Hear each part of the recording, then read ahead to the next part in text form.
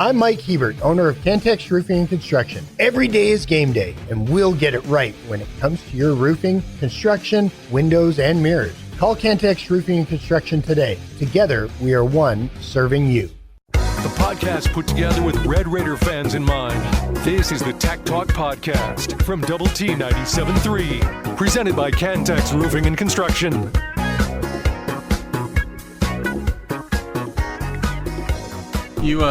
Did you also grow up on Fern Gully, or was that more of just my side of the co-host here on Tech Talk? Yeah, probably your side. I've heard of it. I don't know what it is. Do you know who's singing? That would be my first thought was Michael Bublé, but it's going back farther than that. No, that'd be Tim Curry. Oh, there we go. Yes. We had Dolly Parton, unfortunately, yesterday. Tim Curry. I don't think we'll have the same level of songbook with Tim Curry that we have with Dolly. Dolly's could have gone on for hours and hours. Yeah. Yeah, I saw that news this morning. Not good. He'd been in bad health. I mean, and he had been public about that. Like it had, stroke, something. Yeah. Hey, by the way, Patrick Monteverdi called up to the big leagues here in the last hour or so. Oh. Like that. Now, he's already been in the big leagues, so that doesn't add a Red Raider to the list. But good to see him back. The old left-hander. There has been a Red Raider list that has specifically been added to as well. Yes, in the last hour. You're a headliner here. And by the way, I say by the way like I knew it all along. I think I have said Castellanos and Castellanos. Rob did some hard-hitting research back there of listening to several touchdown calls. Tommy Castellanos, former Boston College, former Florida State quarterback, per reports, officially commits to the Red Raiders. And yesterday, sat here and talked. Both were like, we would be shocked if this is this going to happen? Is this not going to happen? If it lasted through the week, we get our news within the hour before we start. And there you go. Backup quarterback. A lot more solidified. Probably some learning to do, but also some reports through On3 that him and his agent had been very clear that he's willing to play some receiver as well and use his athleticism. So there's probably a self-realization there of what his ceiling is. And I also think that is more to, because it's not everybody. There's a small percentage that's been like, and this is something we've talked about too, that's been in like the national media, like he's not going to Texas Tech to not be the starting quarterback. They don't believe in Will Hammond. Here's your sign right there. This is them telling. And it's like, no, they could use some quarterback insurance. There's a lot of teams that are going into the season here, single-digit days away, maybe some this weekend who are playing in week 0 who would love a late addition like this to their quarterback room. So, and this doesn't involve a former NFL guy, so this is not something that's been stricken down in the last struck down here in the last 24 hours. This one's just a guy in the portal. Yeah. So, and I don't. Yeah, that it's. I think this is some insurance. I think there's some. Coach McGuire said it best in his media availability. Like, I'm going to do whatever it takes to help this team win. Mm-hmm. This is insurance against an ACL that needs a rehab. Yeah. This also gives an offense some versatility. Again, QB run type things. And a whole lot more than that eventually, but they can probably get a little package of goal line short yardage stuff in for him if they want that. For him in short yardage things to be able to utilize some QB run, but also, he starts working his way in, and who knows, he may be out there slinging it if something should befall Will Hammond. We've been starting the show with like a question of the day of sorts to kind of go back and forth and go to the chat line. Here's my off the cuff, just kind of rolling with a question of the day for you. What does the addition, and really I should say does it, when you look at like your season expectations for Texas Tech for like if they'll win the Big 12, how far they'll go in the playoff, anything like that, Like, does Tommy Castellanos, does his addition change anything? Does he push you around further? Does he just make you more confident? Because this would be my answer. It doesn't change, like, certainly doesn't change my winning the Big 12 expectation, because I was already there. It does not change my expectation to win a college football playoff game, maybe 2 this year. What it does change is the if situation. I'm a lot more confident if in the back end of the season, if you have to play a couple of games if something happens to Will Hammond, and that's where the insurance comes in. And I think the staff, I don't think that they were lying about Kirk Francis or Chubb Jones or anything, but we really haven't heard anything about them through these early parts, threw a right? TD the other day playing with the twos and scrimmage, so I don't think it's been bad. I just think I don't think. But there's one guy now in the room behind, well, even more so than Will Hammond, that has like legit Power 4 experience, right? And who is it? It's who you just added. Right. So and Clint, they're not putting this caliber of roster together to trust it to a rehabbing ACL. Mm-hmm. And that I think is the ringing endorsement for what they think of this roster. Like, we're not this defense that's perhaps deeper than last year's defense. Mm-hmm. We're not all the things that we are. And Hope Will's knee hangs in there. And this is an insurance policy against that. And the key thing is here, again, there's been some, what about Chubb Jones? What if he leaves? Chubb Jones' biggest problem, and I'm not picking on Chubb Jones. Chubb Jones' biggest problem, probably not Castellanos. It is probably the class of 2027 4-star that's coming in, quarterback. Yeah. I mean, there's his biggest threat. Am I wrong? And you have a freshman that came in with about the same rating too, who's probably trying to figure out where he fits, and Stephen Cannon, like where he fits in the whole future quarterback spot. But and Clint, I think the so it's a good thing to have, right? Absolutely. And there's probably not many in baseball. You hear people say there's not many bad 1-year contracts. This is a 5-month deal. Mm-hmm. And they've vetted the chemistry and all that stuff to know that they're not bringing in a horse's patoot.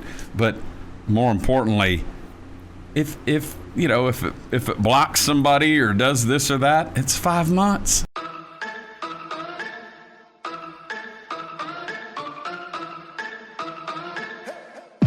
The podcast that finishes your workday in a very Red Raider way. This is the Tech Talk Podcast from Double T 97.3, presented by Cantex Roofing and Construction.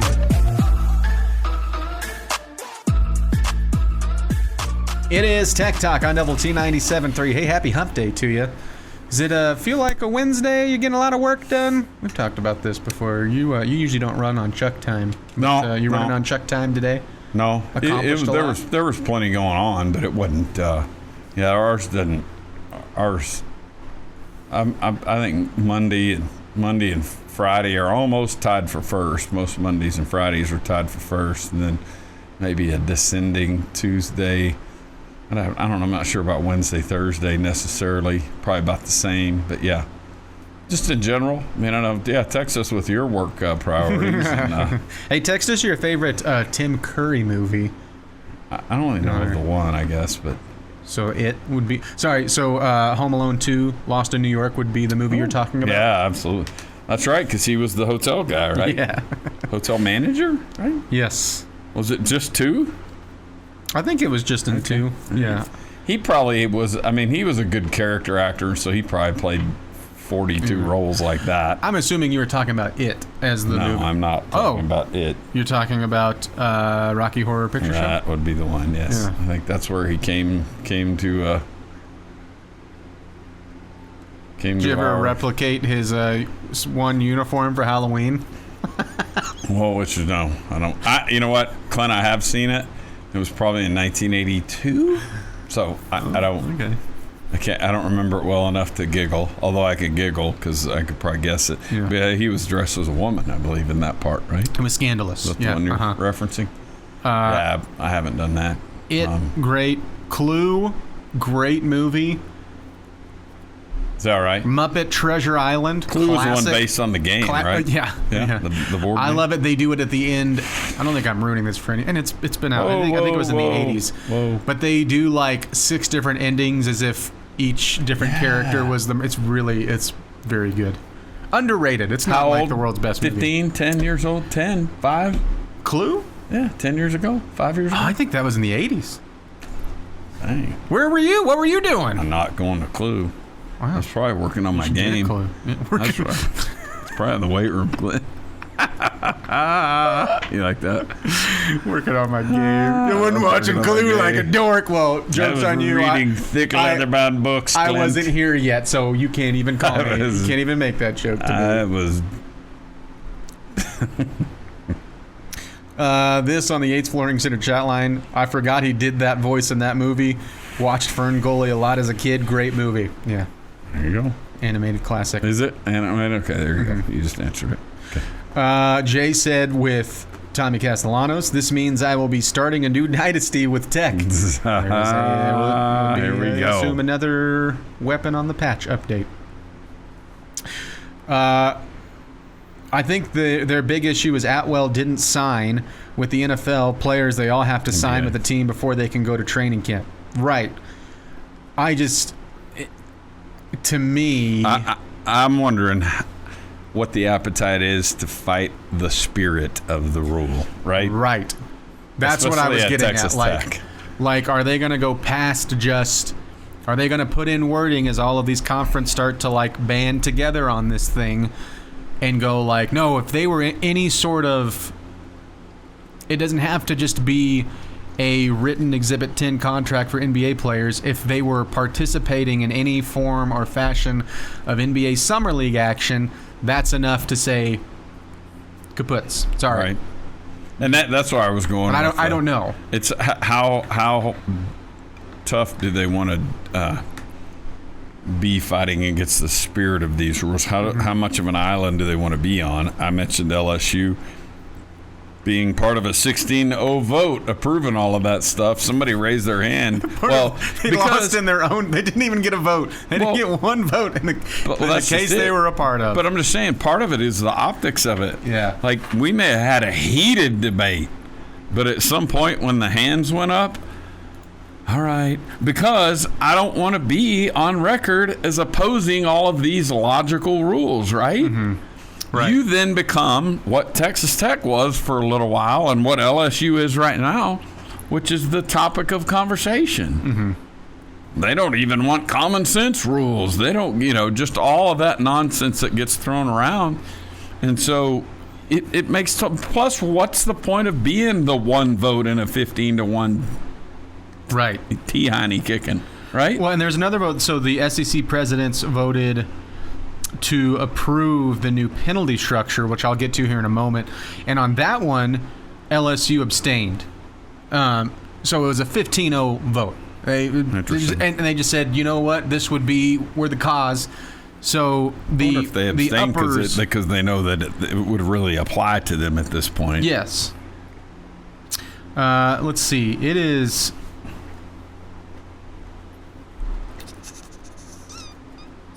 Where did those numbers go? So it starts with the schools that violate for the Big Ten. Here's the Big Ten's ruling.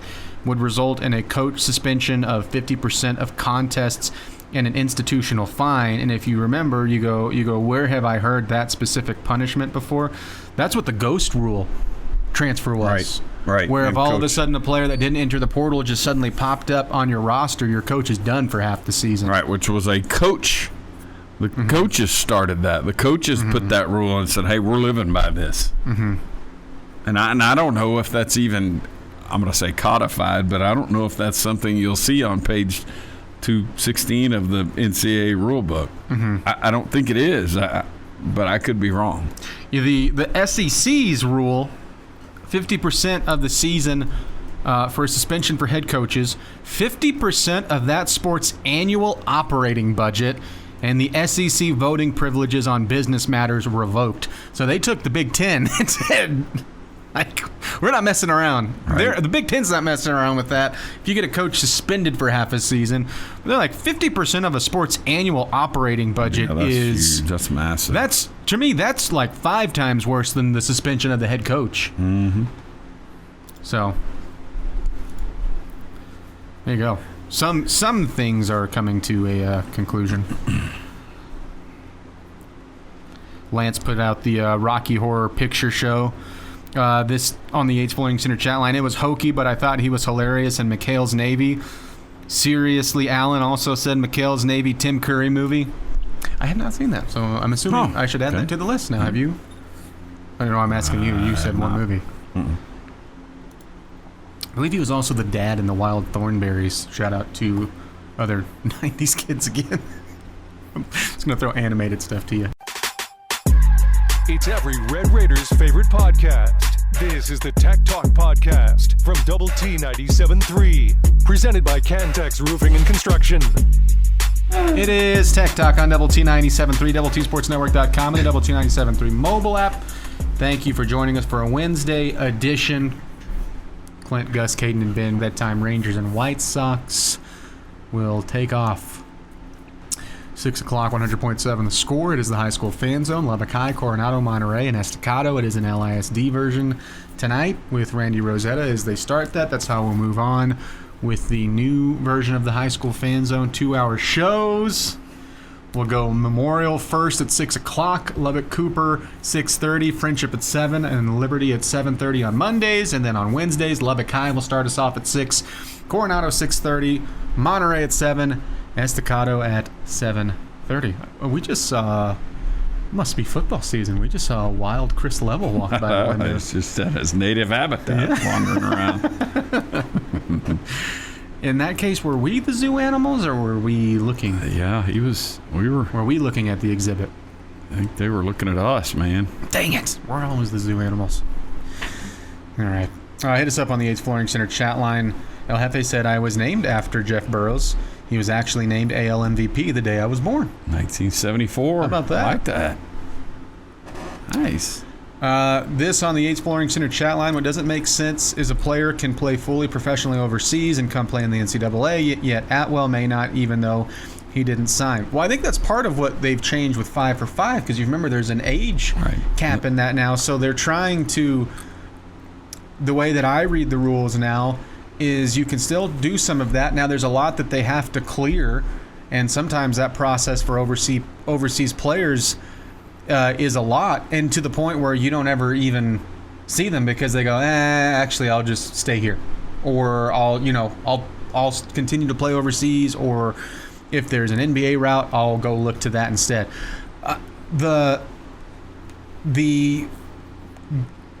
What you just saw this last year with Illinois of like, I'm going to get, and what LSU's trying to do to some extent, I'm going to go get like 5 26-year-olds. That's supposed to be wiped out with some of this too. Right. So because the clock starts at 19. So I understand. Age 19. I understand the frustration of that, right? Like you just added a player to your roster who's played professionally, but it just works differently. So I mean, he's played since he was 14, but you're coming over as a 19-year-old. Right. And so that's where you have multiple years. So the guys that have played professionally for like 6-7 years, 8 years, didn't mean to do that, 8 years. There we go, my bad. That's just the time range that works. Like those guys, you're trying to either filter completely out, or they're coming over with 2 years of eligibility, right? Like, so you're trying to put a cap on that. I mean, we're really on both sides of it. Mm-hmm. We're on both sides of this with having a player coming over from Europe and then the Atwell side. And so if and at the time we were on the right side of the ruling, I guess. I don't know. And Atwell's not the only player in the country facing this this, if you will, bad news over the last 24 hours. But well, we'll have to see. We'll have to see where this goes. But he's like one of the most individual cases out there. And what I mean by that is if the loophole, if that's how you want to word it, of not signing an Exhibit 10 contract, if that's all it takes to kind of clear him back where he is eligible, plus finding an individual case with the Colorado thing in a stay, or there's like all of these different lists of players that have been trying to get a fifth year, either through personal injunctions or injunctions through, the state of Georgia or Louisiana. And the list will go from like 15, 16 players, and then there was the big one from Colorado, and that's the one that was helping Donovan Atwell. And now with that kind of throwing things off, still has the option to either wait for whatever happens with that or go to an individual case. But now you move to this, something new. It's just like, I remember I was doing the Office snip, snap quote last week. It's just, I just keep doing it. And Yes. so what's your gut feeling of Donovan Atwell playing college basketball for the Red Raiders? I don't think it looks good. Yeah. And again, this is not some Sorsby deal that's being clipped and we're the bane of everyone's existence. There are other cases like him, but it's just something that's being tightened up, and here we go. But I am glad that D5 is here and Stillwell, and that helps. That helps us roster. Would have loved to have had Atwell for a variety of reasons, but. Yeah, and I'm saying that in sort of a past tense. We probably have, I don't know, I would imagine maybe a week or so that we can wait for some finality on this. At the most, a week or so, right? Mm-hmm. Old Razzle Dazzle said, although that audio clip was just of Kevin McAllister screaming, I knew exactly what part of the movie that was. I know. Picture that whole scene. It was when he saw the old man in the park, right? Wasn't that right? Or on the sidewalk or something? Although he probably had a screaming scene like that. Yeah, I dug through his vast portfolio of acting, but it's like, don't we want isn't the stuff we want the little kid version? How? Oh, yeah, well, I mean, that was like that. I'm not saying that like peak talent, but that was peak visibility of Macaulay Culkin, right? Mm-hmm. Oh gosh, yeah. Yeah. I know he's done some adult stuff. His brother did the Succession. His brother was a key part of Succession, but I don't know that Macaulay Culkin has had an adult role that jumps in front of his work as a kid. How many screams, individual screams, does he have in Home Alone? Well, I know, that's what I'm saying. If I put the over under at 12.5, am I not pushing that high enough? Even in that, if you're breaking down the montage where each one that it transitions, where he's each one is its own scream, the 12.5. Yeah, I know. Yeah.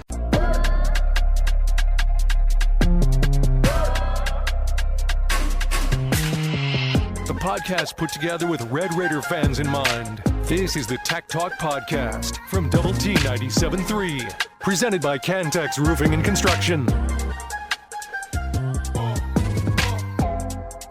Happy Wednesday. It is Tech Talk here in Double T 97.3. Clint, Gus, Caden, and Ben. We're going till 6 o'clock. At that time, it is the Rangers and the White Sox.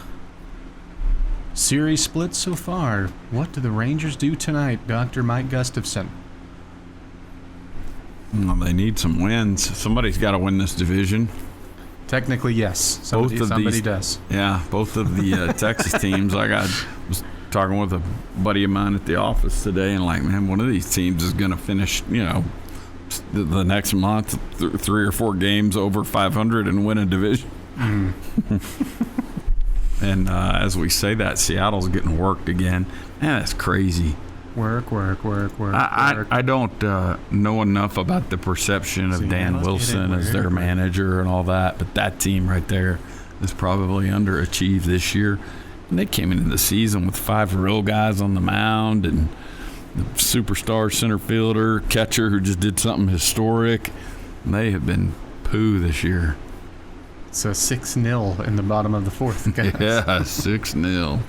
You love it. Yes. Are you going to use that this year? I like the pitch. I mean, you can use the pitch right there. There you go. Perfect. Crossover. That's right in. I probably won't. Let's get to a play of the day, please.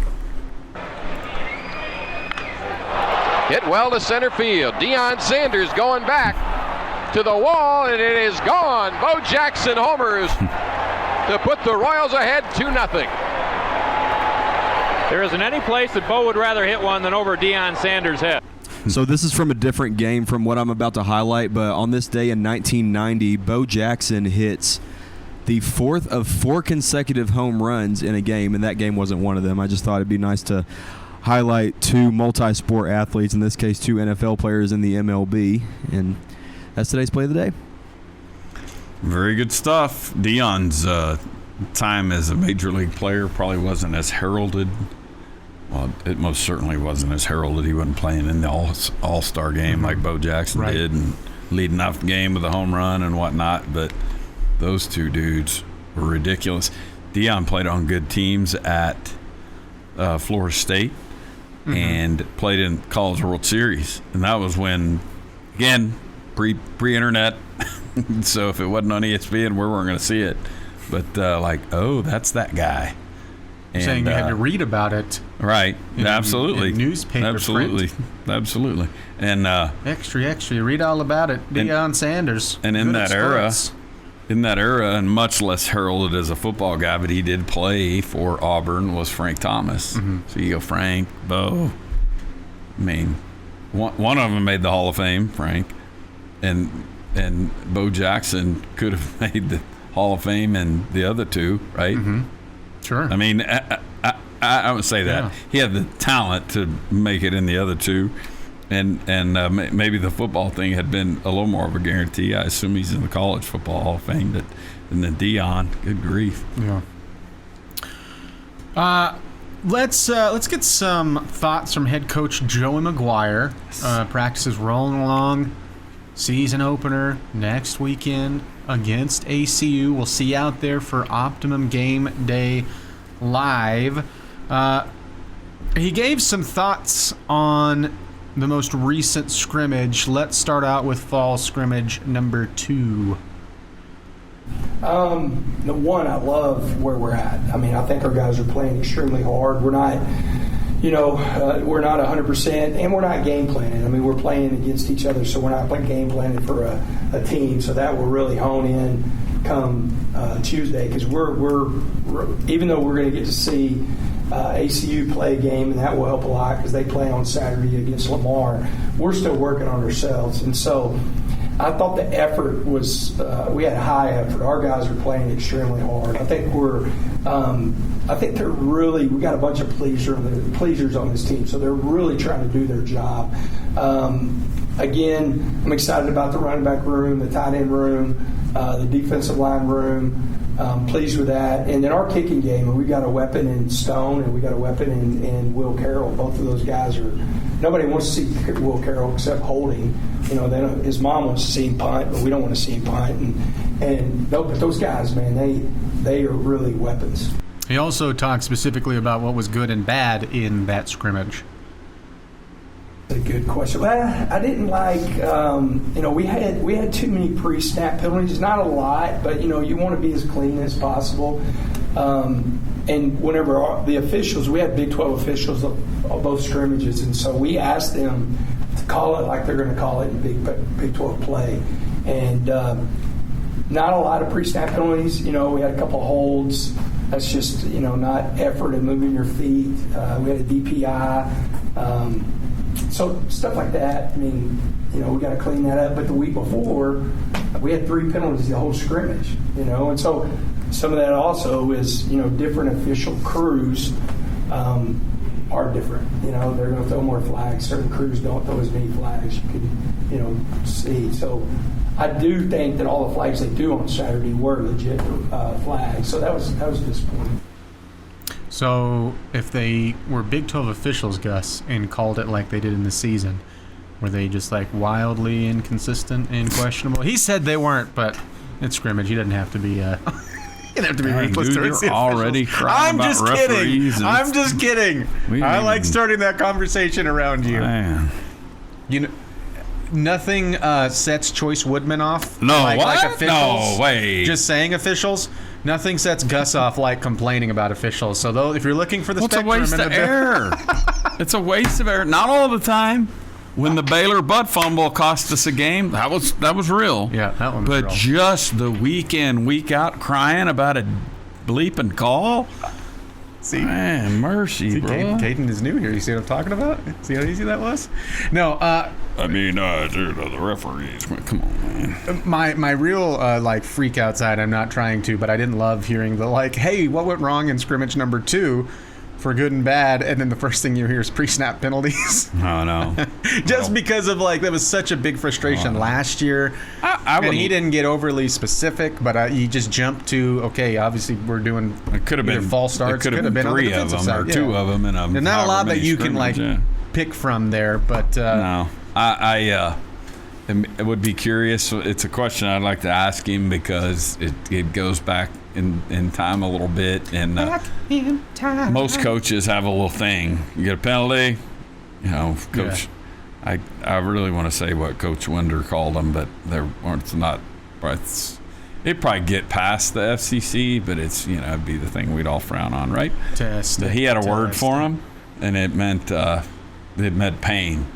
Right? You jumped off sides over here. Jumped off sides in practice over here. It was a little goal line activity with little goal line running stuff with Coach Winder, and they jump in a game up or whatever practice. That's a bleep compound word, I think, maybe 2 words. I don't know. Anyway. And involved running. And I was curious, like, are there log rolls? What are we doing? Because Leach used to kill guys for getting penalties and stuff like. Wonder what Joey's philosophy is. Does he have a little gimmick? Yeah. Do you get any like I will break my foot off in your John Brown hind parts? It could be, and then you will run a mile. It could be a tail chewing like that, or it could be just some straight up punishment. Right? Meet the string coach over there at 5 in the morning. And I would be surprised if it meant meet the string coach at 5 in the morning. A procedure penalty or something. But I'm just curious if there's any sort of activity. The podcast that finishes your workday in a very Red Raider way. This is the Tech Talk Podcast from Double T 97.3, presented by Cantex Roofing and Construction.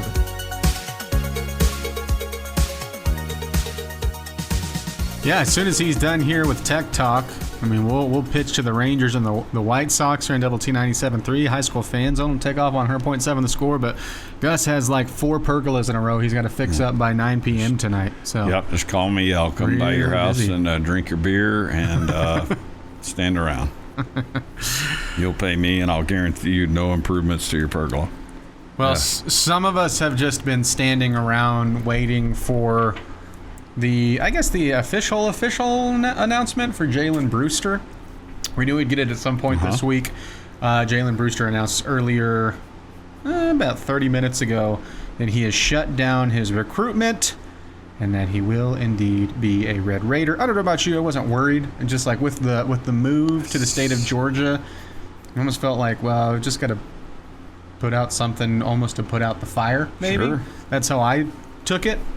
But the good news is he is indeed shutting down his recruitment, and it will be Texas Tech. And he is I don't think I need to say this, but if you need to hear it, he is a massive cornerstone piece of that class. Yeah, the conversation about him moving to Georgia, if you thought that was going to drum up any problems with the recruitment, it did not. This is a Lake-ready defensive lineman who will step in, probably be here on campus in January, and then step right in 2027, right? Yeah, Clint, the finalists in his recruitment: Texas Tech, LSU, Indiana, Texas A&M, Ohio State. It's a big news for future Red Raider teams, or a big day for future Red Raider teams. It's a big day for current Red Raider teams too, because you had the Thomas Castellanos news. The now Florida State transfer quarterback officially coming to Texas Tech to back up Will Hammond and probably be used in different ways. As we talked about earlier, his agent had conversations about, hey, he's willing to show off what he can do as a wide receiver, probably going to see him in specific packages, things like that, to use his athleticism. But the best piece to me is he gives you an absolute stable backup quarterback and an experienced backup quarterback. If things go, if something happens with Will Hammond, you don't have to go like, oh man, what are we going to do now? And who knows? You still have Kurt Francis and Chubb Jones there, but Castellanos has thrown for over 6,000 yards in his career. He's played big boy football. He's faced in Alabama, beaten in Alabama, but he's played in the ACC. I mean, he's played against Power 4 opponents at a consistent basis. So, big day for Texas Tech football, future and current. Yes, indeed. And that's if because there was some thought. I mean, his commitment to us seemed okay this time last year. In January, Zarnell Fitch was let go. Coach Z's gone. Let's see what else is out there. He explored some things because Coach Z had been active in his recruitment, of course, defensive lineman, right? Sure. And that may have run the price up a little bit more. But yeah, this is a real guy. I mean, he's showing up as the number 1 player in next year's class. And you put that with defensive end already on campus who was going to be in that ilk, except he reclassified. It's ridiculous, man. I mean, I can tell you, I never Anthony thought, Sweeney. Yeah. You were you were elite as a defensive front last year, right? I think you're going to be elite as a defensive front this year again with AJ Holmes coming back, and then the guys that you've added, and the goal was clear. And I think you're doing this for the offensive linemen too. You have the second highest rated offensive tackle for the 2028 class, Atala, out of California, commit yesterday. The commitment to the trenches is real. And again, I think that was for years. If you want to say, what was the biggest difference between Oklahoma when they were really going on their run and they were smacking the Big 12 around, right? And you were like, I wonder who's going to win the Big 12 this year. It's well, if anybody's taking the Sooners, they're just doing it to ruffle feathers. And I got it because I don't think anybody liked it. But it's what were we going to do about it?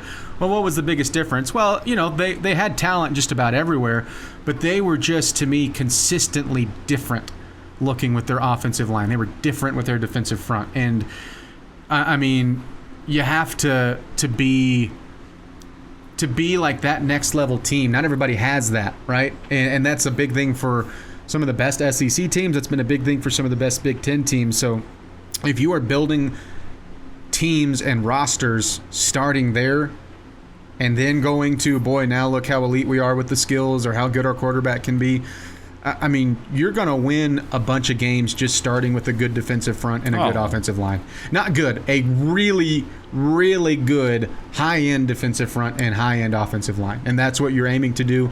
And the way you're recruiting, you are headed and looking like that sort of football right down the pipe. And I am just so pumped with every tidbit of news we've got over the past couple of years. Of revolving around these positions. And it's not just big people, it's big people who can play. It's mass kicks behind, right? Except it rhymes with mass. As I try to clean it up for the children in the back seat. This is and what does Coach McGuire say? What was his line? Hey, big people fly in first class. Like on the team plane, hey, big guys, you guys sit up here in the charter seats. I mean, in the first class seats. Come to Texas Tech. Yeah. Remember he said that at the end of one of his media availabilities. If it wasn't last year, it was 2 years ago. Like the big boys liking him. God, that's awesome, man. It's a great way to build your club. This in the Yates Flooring Center chat line, you're putting players in the NFL who are making a difference. Oh, absolutely. Yeah, no doubt. And we're bringing in high school players who are there's no such thing as a guaranteed NFL guy, but these 5 stars you bring in, the percentage of those dudes getting to the NFL is so crazy high. These dudes immediately. I mean, these are also guys that you go, hey, let's get all we can in 3 years because they're not going to be around college sports very long. It's every Red Raiders' favorite podcast. This is the Tech Talk Podcast from Double T 97.3, presented by Cantex Roofing and Construction.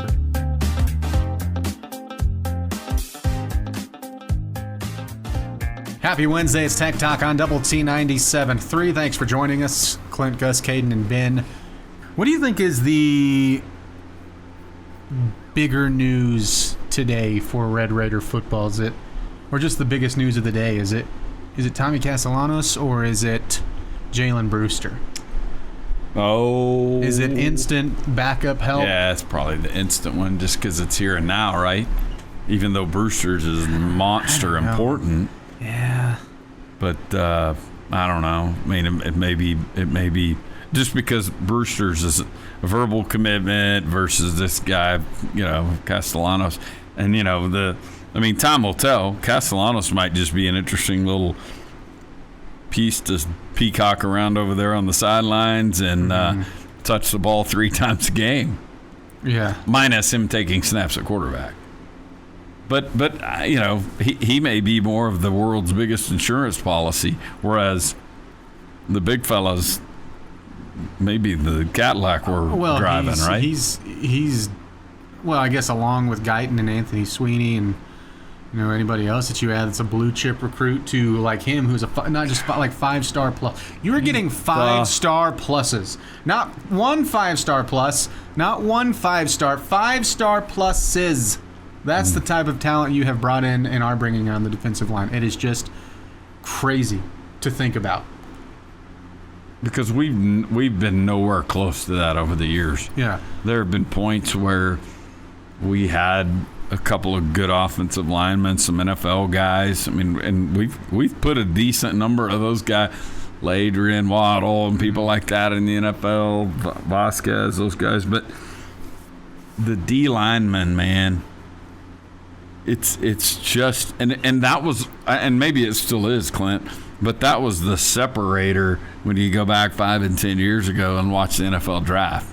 Mm-hmm. Like, okay, somebody's got a receiver, somebody snuck a corner in here, safety here, there, tight end, whatever. Then when we get into the trenches, like SEC, Big Ten, SEC, Big Ten, and now we're in there with the big people. If I am an offensive coordinator in the Big 12, or more specifically, if I am a head coach in the Big 12, and I go to my athletic director or my president, or I'm speaking to my donors, and if there's any sort of pushback, and they're going, hey, why have you come to us asking for more resources and trying to find better footing in where you are for wherever certain, insert blank Big 12 program is.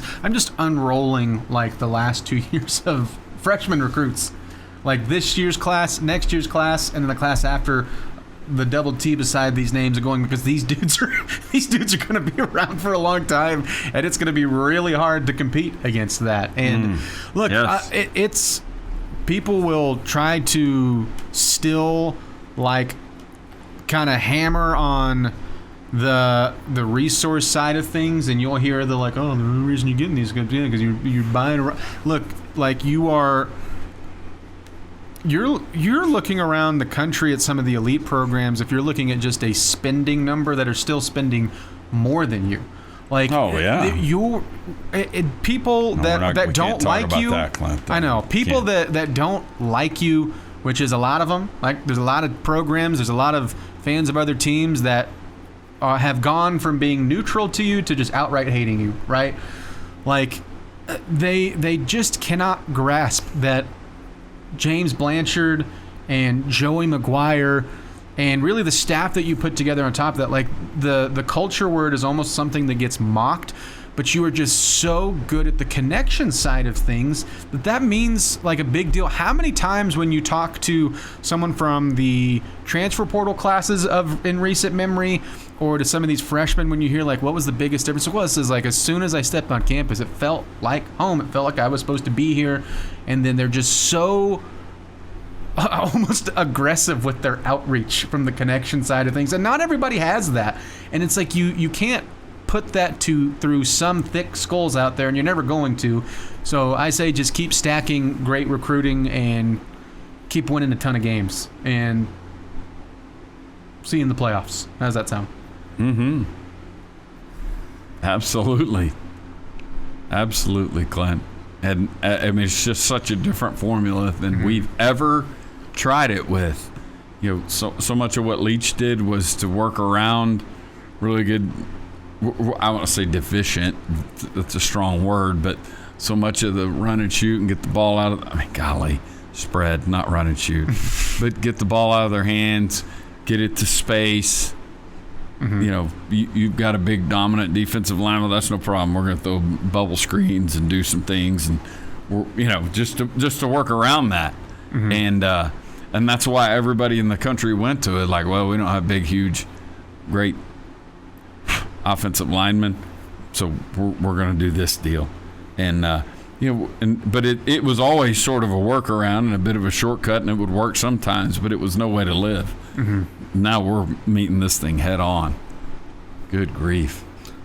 So awesome. And there's a ton of pressure to win, especially in the Big 12. There's a ton of pressure to win with these rosters that you're putting together. Oh, yeah. It is a very welcome pressure, and I don't think that those over in that building over there would have it any other way. No, I think that's exactly right, and I don't think the that's not lost on anybody either. Yeah. But these recruiting classes, I mean, and us showing up with. I tried to get this right yesterday, but the Shrine Bowl top 300 watch list thing, in which we have more players on the list. We have almost twice the number of players as the rest of the Big 12 combined. I mean, just that kind of ridiculous talent advantage. And so there is a lot of pressure to run the table. And with this schedule, that means, and that's not criticism of the schedule, just stating the fact, we can't lose a non-conference game through the three that we're playing. And we really can't lose a conference game. I said yesterday there's two teams in their conference from every level of Division I FBS, like from the Sun Belt to the SEC. There's two teams that it would be an abject failure if they do not win their conference this year. Miami over in the ACC, and then you here in the Big 12. Yeah, no argument. This has been the Tech Talk Podcast, presented by Cantex Roofing and Construction. Check out our library of Double T 97.3 podcasts at doublet97.3.com.